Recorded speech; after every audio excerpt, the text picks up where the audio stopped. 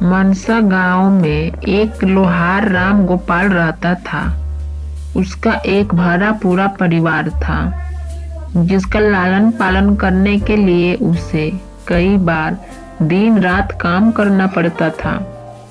रोज की तरह आज भी राम गोपाल अपने खाने का डिब्बा बांधने के लिए अपनी पत्नी से कहा। पत्नी जब डिब्बा लेकर आई तो राम गोपाल ने कहा, मुझे आज आने में देर हो जाएगी, शायद मैं रात को ही आऊं। इतना कहकर राम गोपाल अपने काम पर निकल गया। काम पर जाने का रास्ता एक जंगल से होकर गुजरता था। वहां जैसे ही राम गोपाल पहुंचा, उसे कुछ आवाज सुनाई दी।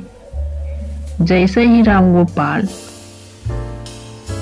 कुछ पास गया तो उसने देखा कि एक साधु भगवान की मंत्र जाप करने के साथ हंस रहा है। हैरान होकर राम गोपाल ने पूछा, आप ठीक है? उस साधु को राम गोपाल नहीं जानता था, लेकिन साधु ने एकदम से उसका नाम लेकर कहा, आओ राम गोपाल बेटा, मैं तुम्हारा ही इंतजार कर रहा था। मैं भूखा हूँ, मुझे अपने खाने के डिब्बे से कुछ खिला दो। देखते ही देखते बाबा ने राम गोपाल का सारा खाना खा लिया। उसके बाद उस साधु ने कहा, बेटा, मैं तो सारा खाना खा गया, अब तुम क्या खाओगे? मुझे माफ करना। राम गोपाल ने कहा, कोई बात नहीं बाबा, मैं काम के लिए बाजार जा रहा हूँ, तो मैं वहीं कुछ खा लूंगा। बाबा से अपना नाम सुनकर राम गोपाल हैरान था, लेकिन उसने कोई सवाल नहीं किया और सीधा अपना खाने का डिब्बा निकालकर उन्हें दे दिया। यह देखकर साधु ने राम गोपाल को खूब आशीर्वाद दिया और भेंट के तौर पर एक हथौड़ा दे दिया। राम गोपाल ने कहा, आपका आशीर्वाद काफी है बाबा, मैं इस हथौड़े का क्या करूंगा? इसे आप ही रखिए। साधु ने जवाब देते हुए कहा, बेटा, यह मामूली हथौड़ा नहीं है, यह जादुई हथौड़ा है जो मेरे गुरु जी ने मुझे दिया था और आज मैं तुझे दे रहा हूँ, क्योंकि तुम्हारा दिल साफ है। इसका इस्तेमाल अच्छे कामों के लिए ही करना और किसी दूसरे के हाथ में कभी मत देना। और राम गोपाल अपने हाथों में हथौड़ा लेकर बाजार काम करने के लिए चला गया। औजार बनाने से पहले उसके दिमाग में आया कि आज इसी हथौड़े से लोहा पीटता हूँ।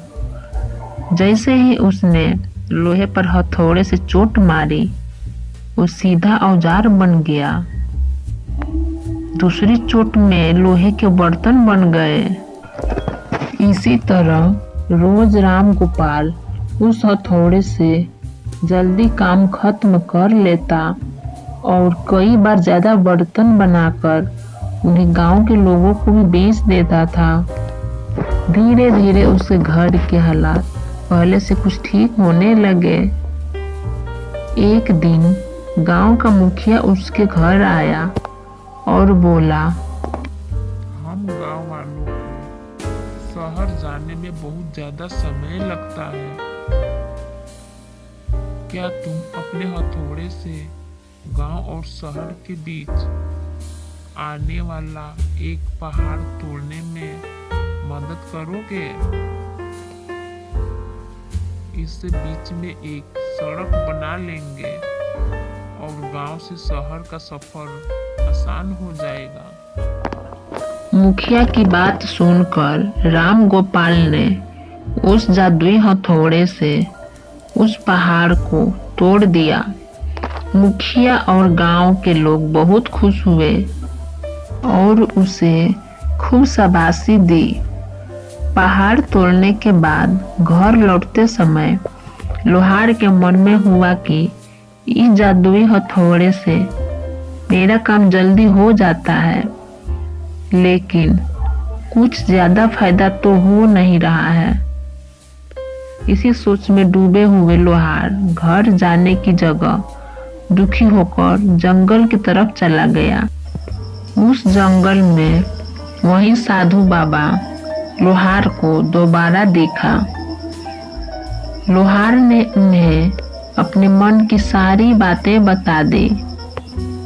साधु ने कहा, इसका उपयोग सिर्फ औजार और बर्तन बनाने व पहाड़ तोड़ने तक सीमित नहीं है। इससे तुम अपने मन का कुछ भी बना सकते हो और किसी भी कठिन चीज को आसानी से तोड़ सकते हो। राम गोपाल ने अच्छे से साधु बाबा से उस जादुई हथौड़े को इस्तेमाल करने का तरीका सीखा। उसके बाद राम गोपाल ने बहुत धन कमाया। आज राम गोपाल एक अमीर आदमी बन गया है। अभी भी वो जब भी जरूरत महसूस होती है उस जादुई हथौड़े का इस्तेमाल कर लेता है। कहानी से सीख, चाहे कोई वस्तु हो या दिमाग, इनका इस्तेमाल पूरी तरह से करना चाहिए। साथ ही अपने पास मौजूद सामान का मोल समझना चाहिए। Thank you for watching.